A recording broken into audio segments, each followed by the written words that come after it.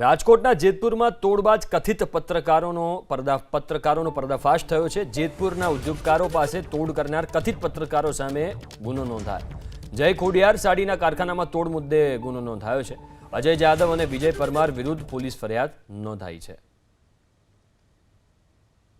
થોડા દિવસ પહેલા ત્યાં બે માણસો પ્રોસેસિંગ હાઉસની નજીકમાં આવ્યા, જેમાં એકનું નામ અજયભાઈ જાદવ છે, બીજાનું નામ વિજય વર્મા છે।